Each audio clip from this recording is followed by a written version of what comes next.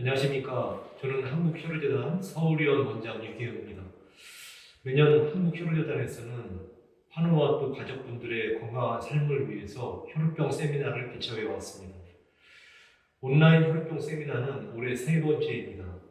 첫 해에는 황태조 이사장님, 지난해에는 박상우 이사장님께서 강의 진행을 하시면서 인사 말씀을 전했습니다. 올해는 제가 개인 맞춤 치료에 대해 강의를 하게 되면서 인사 말씀을 올리게 되었습니다.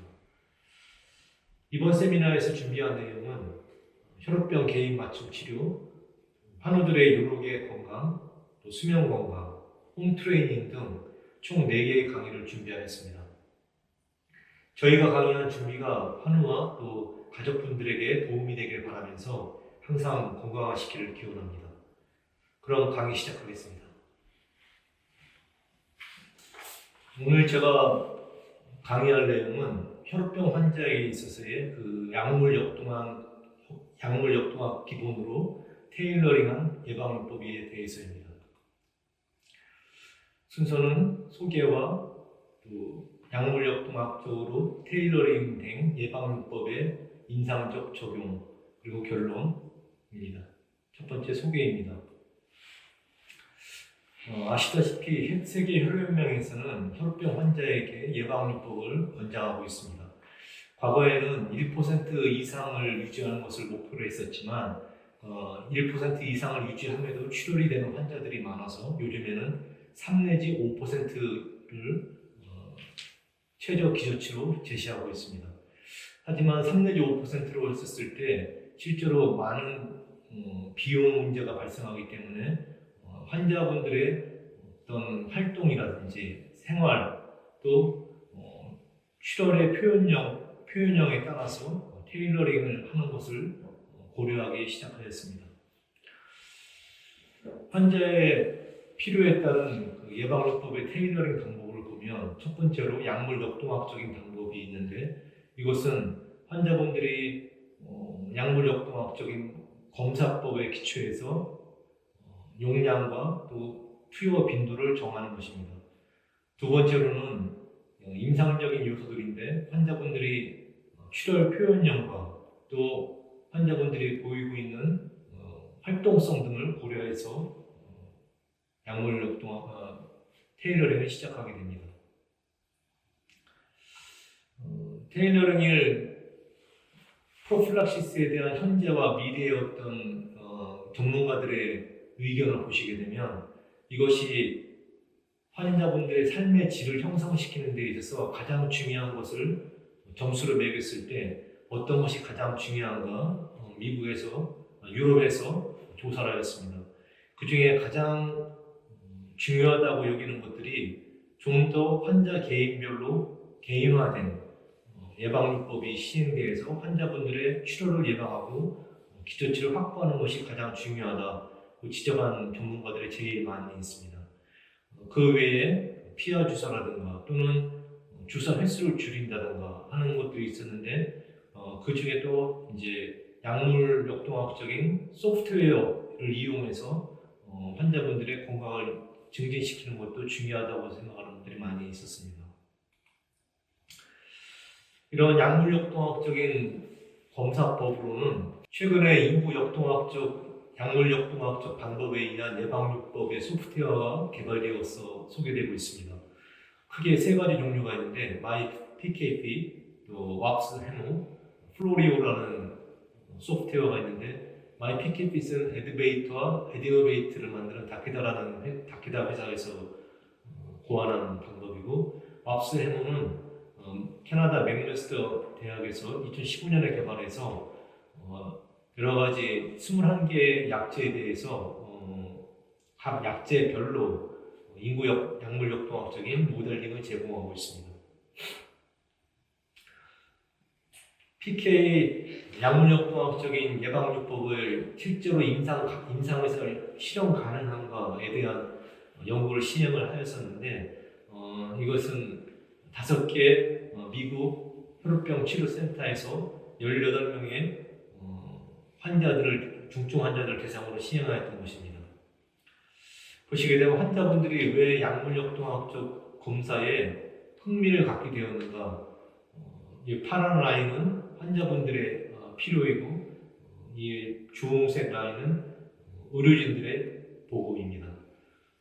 또 이 그린 라인은 환자분들의 필요에 대해서 의료진들이 어떤 공감을 하는 것을 표시하는데 가장 큰 이유는 시간에 따라서 환자의 활성도에 대한 일반적인 이해를, 전체적인 이해를 원해서 환자분들이 약물역동학적 검사에 대해서 관심이 있었습니다. 또 두 번째로는 스포츠나 등은 기타 활동에 있어서의 참여할 때 적합한 팩터 레벨을 적합화시키기 위해서 약물역동학적 검사를 시행하였고, 세 번째로는 주사 횟수를 줄이기 위해서 약물역동학적인 검사를 하기를 원했던 것입니다. 그래서 이 예방요법을 어떻게 할 것인가에 대해서 의료진들이 이제 결정을 내리는 것에 영향을 미치는 것을 보게 되면, 첫 번째로 가장 크게 영향을 미쳤던 것은 주간 일주일에 기저치 1% 미만을 유지하는 시간이 어떻게 하면 가장 최소화시킬 것인가, 이것이 가장 중요한 역할이었고, 두 번째로는 스포츠라든지 아니면 여러 가지 물리적인 활동성을 참여할 때 이것을 어떻게 좀 더 적합하게 하게 할 것인가, 이것이 두 번째였습니다. 세 번째로는 1%는 아니더라도 주간에서 최저 기저치 이하로 머무는 시간을 최소화시키는 것, 이것을 고려해서 어떤 예방요법을 결정하게 됩니다. 그래서 이 임상 연구에 참여했던 그 연구자들이 15명의 환자를 대상으로 임상 계산기라는 것이 있습니다. 이것으로 어떤 적절한 예방요법의 방법을 정하게 되는데, 이 15명의 환자에 대해서 기저 활성도의 최저 기저 활성도의 목표치가 정하는 것은 보통 2%가 가장 널리 쓰이게 있었고, 또 그들에게 투여한 그 용량은 47.2 IU/kg. 그다음에 주사 간격은 거의 3일에 한 번씩 한 것이 가장 많았습니다. 이 사람들 이렇게 했었을 때 임상적 계산기를 돌린 결과 60%의 환자분들은 변화가 할 필요가 없었지만 어떤 분들은 그 주사 횟수를 좀 더 늘려야 했었고, 어떤 분들은 주사 횟수를 줄이기도 했었습니다. 실제로 약물역동학적 방법에 의한 그 예방요법을 임상에서 시행했던 것을 보시게 되면, 이 약물역동학적 검사 방법의 가장 큰 문제는 여러 번 체열을 해야 한다는 것입니다. 시간 내기도 어렵고 또 고통스럽습니다. 그래서 어떻게 하면 줄일 수 있을 것인가, 이것을 하는데 인구 약물역동학적 방법은 2번의 체열을 하게 됩니다. 근데 이 인구 약물역동학적 방법의 정확성을 과연 믿을 만한 것인가, 이것을 평가하기 위해서 스웨덴에서 6번 체열하는 방법과 2번 체열하는 방법을 비교하였습니다. 보통 한 개인의 환자에 대해서 약물역동학적 검사를 시행하기 위해서는 세계 혈전지കൾ 학회에서는 10번 내지 11번의 체열을 권장하고 있습니다. 그래야지 정확한 것이 나온다. 이런 것이 전통적인 방법이었는데, 이번에 한 연구, 스웨덴에서 한 연구에서는 이것을 6번의 체열과 또 인구 약물학적 방법에 의한 2번 또는 혹은 3번의 체열로 이것을 정확성을 비교한 것입니다.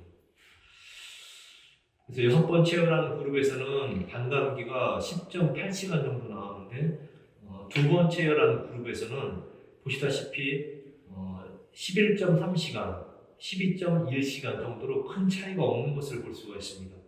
이것을 환자의 체중을 고려한 방법으로 에리어 언더 커브라고 해서 어떤 전체적인 약물의 시간을 평가하는 방법인데, 이것을 보시게 되면 22시간 22 아워 퍼센티지가 나오는데, 이것이 실제로 2번 체열한 그룹과 큰 차이가 없는 것을 볼 수 있습니다. 이 통계학적인 방법으로는 피어슨 코릴레이션이라는 방법이 있는데 0.95로 0.99 나와서 상당히 신뢰성이 높은 방법입니다.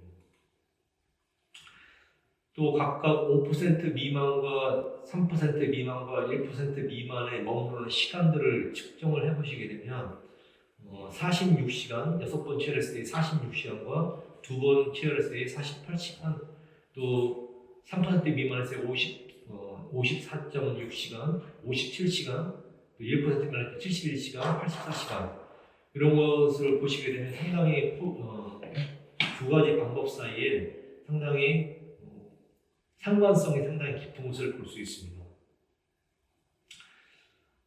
이 두 가지 방법을 통해서 실제로 소모되는 어떤 응고인자의 용량을 체크해 보시면 5% 미만, 3% 미만, 1% 미만에서 6번 체열한 그룹에서 71, 또 42, 14유닛 이렇게 차이가 있는 것을 보게 되는데 이것이 2포인트 그러니까 약물역통학적 방법에서 82, 45, 9.2 정도로 바뀌게 됩니다. 하지만 어떻게 볼 때 이것이 그 용량에 있어서의 차이가 있는 것 같이 보이는데 문제는 이 6번 체열한 그룹에서는 어떤 베이스라인 파린저 수치를 제로로 입력을 했지만 2포인트로 한 그룹에서는 1%로 입력을 했기 때문에 사실은 좀 더 6포인트로 입력한 그룹이 좀 더 많은 응고인자를 소모하는 것으로 예측이 되는 것입니다. 실제로는 별 차이가 없습니다. 그래서 PK 약물역학적인 방법으로 예방요법을 했었을 때에 어떤 이펙티브니스를 서로 간의 비교를 이제 과거에 했던 방식과 이번에 했던 그 약물역학 방법으로 비교를 한 것이 터키에서 시행이 되었는데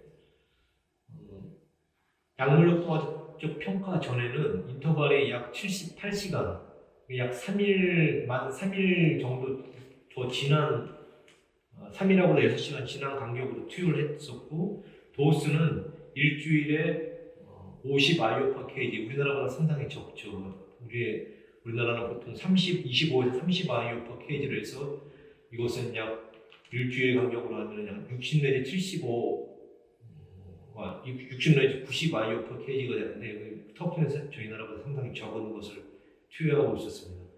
이것이 마이피켓핏이라는 인공약물약 소프트웨어를 이용했었을 때는 약 50시간마다 92 IU를 일주일에 줘야 한다 이렇게 했었는데 실제로 환자한테 투여된 것은 66시간 간격으로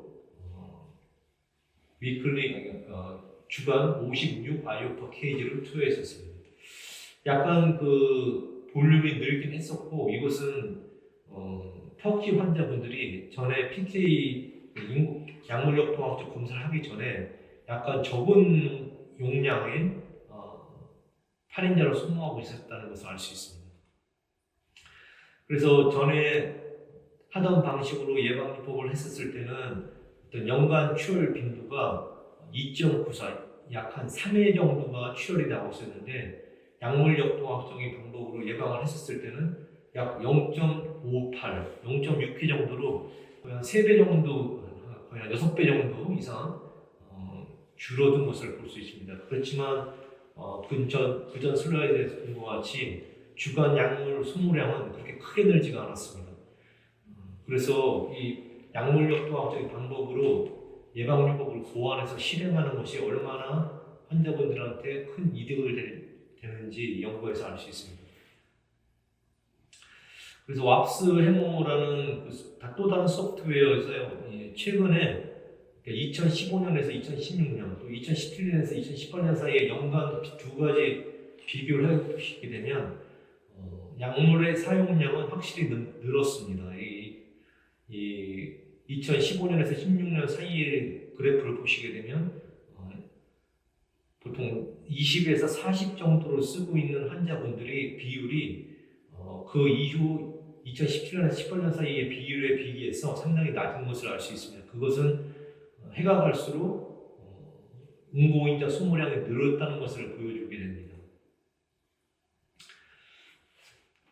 비슷한 연구가 이제 일본에서 그 스탠다드 전해야 될 예방요법과 이번에 이제 약물요법적인 방법으로 고안된 예방요법을 한 것을 일본에서 비교했습니다. 그래서 일본에서 이 PK 연구를 시작했던 환자분들의 가장 큰 동기는 예방요법을 함에도 불구하고 돌발 출혈이 생겼다는 환자분들이 제일 많았습니다. 이 환자분들이 거의 한 80% 이상이 그렇게 되셨는데 39명을 약물요법적 검사를 시행을 해서 좀 바꿔라 이렇게 해서 이제 예방요법으로 바꾼 환자가 20명입니다. 19명은 여러 가지 현재 상태로도 좋다는 것으로 나오고 어떤 여러 가지 이유에서 좀 바꾸질 않았습니다. 20명을 바꿨는데 그 중에 용량을 올린 사람이 8명, 또 인터벌을 줄인 사람이 5명, 또 좀 더 오래가는 약제로 바꾼 사람이 5명, 용량을 심지어 줄인 사람도 있었습니다. 보시게 되면 이분들의 수능 약물 예방요법을 얼마나 성실히 이행하는 정도가 거의 대부분의 군에서 증가된 것을 알 수 있습니다. 어떤 간격을 줄이는 군에서도 어떤 성실히 더 이행하는 사람의 비율이 늘었고, 또 방광기가 연장된 약을 투여하는 군에서도 늘었습니다. 또 심지어는 어떤 변화가 일어나지 않은 군에서도 예방요법을 더 성실히 수행하는 환자분들의 비율이 늘었습니다. 그래서 전반적으로 이제 약 67%, 그 이전에 67%의 환자가 성실히 예방을 하던 그룹이 81%의 환자분들이 성실히 예방하는 것으로 바뀌었습니다. 그리고 연간 출혈 비율과 연간 관절 출혈 비율도 전부 다 모든 군에서 예를 들어서 용량을 늘린 군이라든지 아니면 주사 간격을 줄인 군이라든지 또는 방광기가 연장된 약으로 바꾼 군이라든지 모든 군에서 이 ABR 연간 출혈 빈도와 연간 관절 출혈 빈도가 줄었습니다. 특히 이런 경향은 관절이 망가지지 않은 관절병증이 없는 환자분들에게서 아주 통계적으로 유의할 정도로 줄었습니다. 5% 이상과 1% 이상 시간을 유지한 시간을 비교해 보시면 특히 관절병증이 없는 환자분들이 어떤 이 약물 역동학적인 방법을 고안하기 전후를 비교해 보시게 되면 5% 이상을 유지하는 시간이 아주 눈으로 보시기에도 상당히 좀 낮은 것을 볼 수 있습니다. 그만큼 안 좋다는 얘기입니다. 전에 인구약물 역동학적인 방법을 하지 않은 상태에서도 그 이전에 예방요법을 하고 있었던 분입니다. 이분도. 그런데 보시게 되면은 상당히 5% 이상이나 1% 이상으로 유지하는 시간이 줄은 것을 알 수 있습니다. 그래서 이런 분들은 출혈 빈도가 높습니다. 여기 보시면 이게 이 수족측이 이제 어떤 출혈 빈도를 나타내는데 출혈 빈도가 높은 것을 알 수 있습니다. 그렇지만 인구 약물 역동학적인 방법을 하게 한 이후에는 출혈 빈도도 많이 줄었습니다. 이거는 이제 일본의 연구였고요.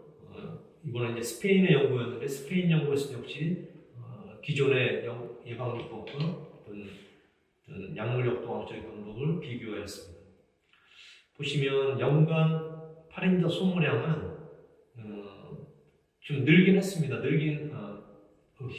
죄송합니다. 줄었습니다. 그렇지만 이게 통계적으로 유의미한 정도가 아닙니다. 비슷하다고 생각할 수가 있습니다. 연간 출혈 빈도는 2.2에서 1.5로 줄었습니다. 이게 통계적으로 유의미합니다. 연간 관절 출혈 빈도도 1.32에서 0.7로 역시 줄었습니다. 통계적으로 유의미합니다. 그래서 결론적으로 여러 가지 나라에서 나온 방법들이 이전의 예방요법보다 약물 역동학적인 검사를 해서 각자에게 맞는 방식으로 고안된 예방요법을 하는 것이 응고인자를 비슷하게 사용하거나 아니면 조금 더 사용하는데도 불구하고 그 효과는 상당히 통계적으로 유의미하게 호전이 됐다는 것을 여러 가지 나라에서 연구에서 보여주고 있는 것입니다. 그래서 우리나라에서 이런 약물역동학적 검사를 시행을 해서 이것으로 자기에게 맞는 예방요법을 시행하는 것이 중요하다는 것을 여러분들에게 강조하고 싶습니다. 여러 가지 약제에 대해서 인구 약물역동학적인 방법을 하는 방법이 있습니다. 우리나라에서 많이 쓰고 있는 에드베이트, 또 에디노베이트, 또는 그린모노나 진타 같은 표준 방광기 약제에 대한 방법들이 이렇게 12세 이상 미만이냐 또는 12세 이상이냐에 따라서 방법들이 다릅니다. 재단에 오시거나 아니면 다니시는 혈우병 치료센터에 가셔서 말씀을 그런 방법들, 그런 검사를 하고 싶다 말씀하시면 연령에 맞게 또 약제 종류에 맞게 치료하시는 선생님들께서 소개시켜 주실 것입니다. PKFit 같은 경우에는 표준 방광기 약제 같은 경우에는 주사한 다음에 24시간 후에 또 방광이 연장된 것은 48시간 후에 검사를 해야 합니다. 그리고 두 번째 샘플도 하게 되는데 3시간 후에 하게 됩니다. 근데 이 MyPKFit은 이것을 순서를 뒤집어서 한 번만 방문하시면 검사가 완료할 수 있게 됐습니다. 미리 집에서 맞고 오셔서 두 번째 샘플을 먼저 하시고 주사한 다음에 첫 번째 샘플을 하시게 되는 순서를 뒤집는 것입니다. 그래서 3시간 이내에 검사를 끝마칠 수 있습니다. 왑스 해머는 현재까지는 상당히 스탠다드, 그러니까 표준 방광기 약제는 4번을 치열하라, 또 방광기 연장 8인에 지제는 5번을 치열을 하라 이렇게 되어 있었는데 이것도 현재 바뀌고 있습니다. 우리나라에서 이제 표준 방광기 약제로 그린모노와 그린진 F 쓰고 있는데 이 만들고 있는 회사에서 맥메스터 대학 왑스를 개발한 맥마스터 대학과 연구를 진행을 해서 이 그린모노나 그린진 F 같은 경우는 3번, 4번 체열이 아니라 2번 체열로 한 번만 방문하면 검사가 될 수 있도록 이것이 소프트웨어가 올해 개발되었습니다. 그래서 9월달에 한국에서 올해 9월달에 한국에서 발매가 되었고요. 이것을 이용을 해서 아주 손쉽게 검사를 할 수 있습니다. 댁에서 주사하고 재단에 오셔서 여기는 48시간이라고 하는데 24시간 후에 오셔서 검사하시고 주사 맞고 3시간 있다 검사하시면 끝나게 됩니다.